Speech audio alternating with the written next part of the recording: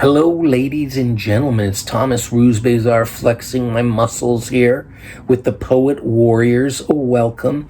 And today let's talk about the Bez's top 10 theatrical plays, works for the stage that the Bez thinks. And they're not in any particular order. They're just top 10 off the top of my head. And I talk a little bit about them and see if you know any of them, want to know any of them. And I hope you do. Okay, number 1, Waiting for Godot by Samuel Beckett. I have acted in this play. I've directed this play. For many years, I thought his other tragic serio-comic, they're called, both of his well-known works, the one I'm talking about, Waiting for Godot, and the other one called Endgame. And I always thought Endgame for many years was the better of the two. But after doing Godot and after working on it, I think Godot is lighter in spirit, more playful. Endgame is so dark, so very dark, and it could be hard pill to swallow. Even though I think it's a great play, I love the charm and the playfulness. There is a lightness to Godot that I don't think Endgame has. And it is a great absurdist work, something that revolutionized or was one of the great revolutionary pieces of theater, way back in Paris. And they did it in a space that, was like almost the size of a closet. I'm exaggerating for effect. And it went on to gain a reputation as this incomparable, groundbreaking piece of theater, which it was.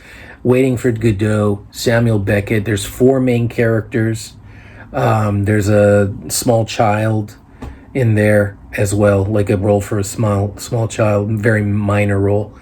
But wow, this is an existential masterwork, and if done well, it's poetic, it's serious, it's comic. There's vaudeville. There's a lot of movement. It's just a very beautiful poetic play. Number 2, American Buffalo. Boom, David Mamet. Another play I worked on. 3 small-time kind of thieves, goons, in the realm of, this. Again, it's a serio-comic play. I like these elements of serious and comic. You have to have the comic. If it's all serious, it will not work. The rhythm to David Mamet's language is wonderful. It definitely is a very specific world, this junk shop in, I don't know, I think it could be Chicago, any kind of, city. And these 3 guys trying to pull off a heist, and how they just it collapses.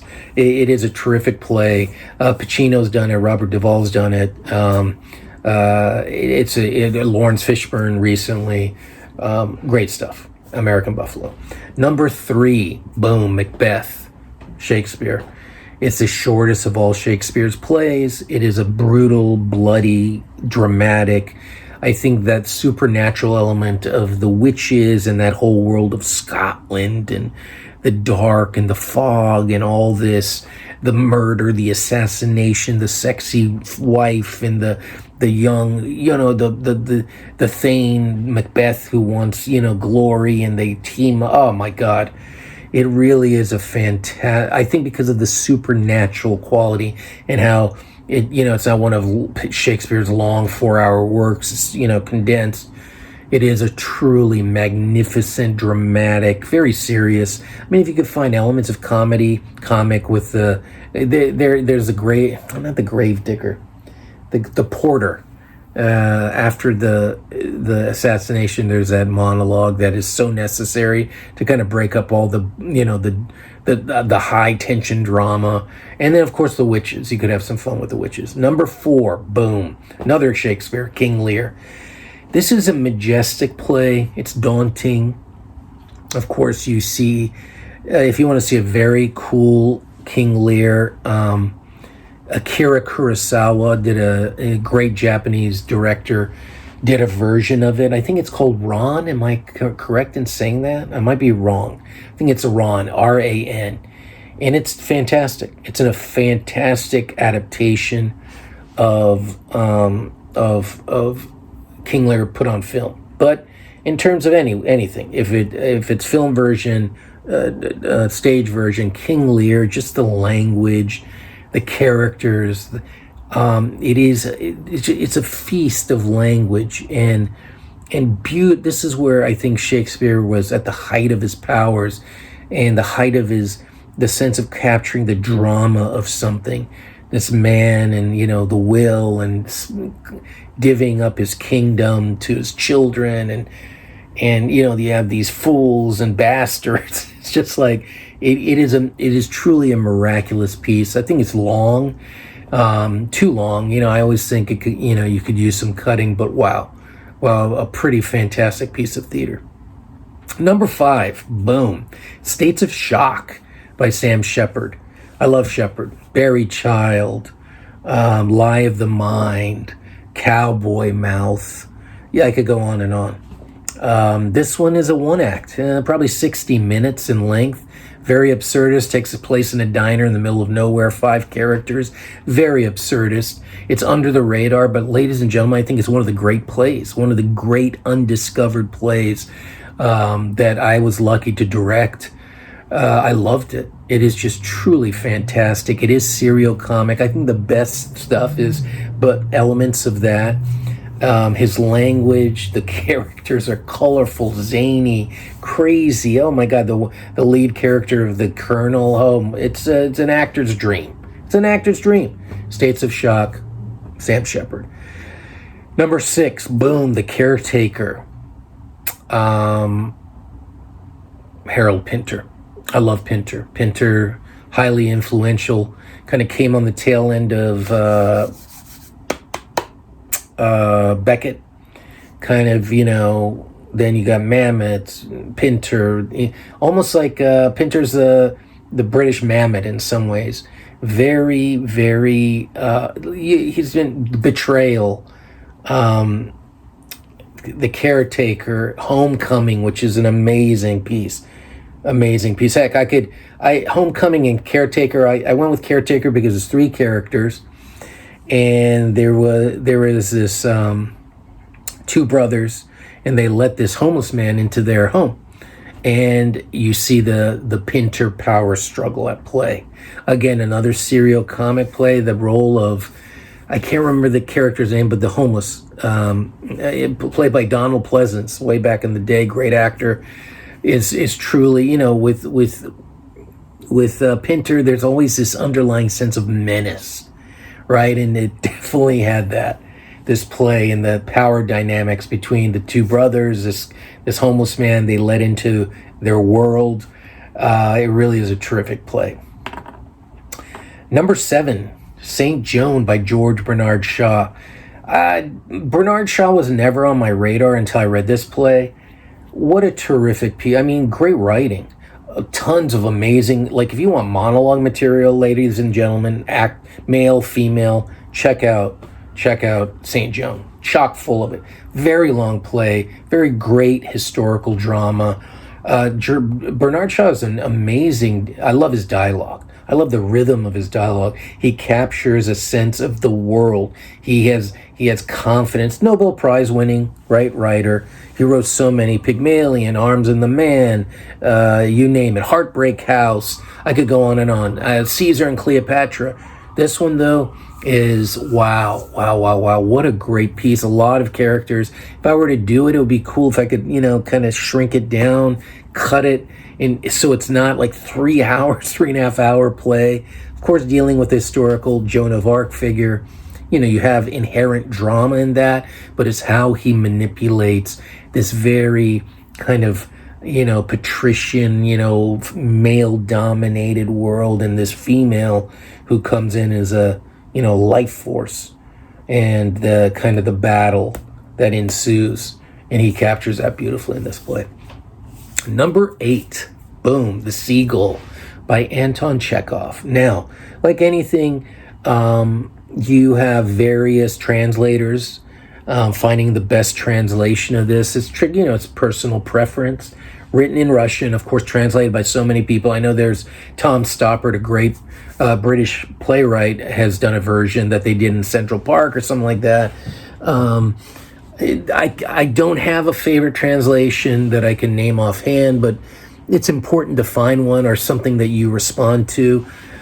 This play is, I consider one of the great. It's, when Stanislavski was, starting to be so influential for, modern theater and modern acting.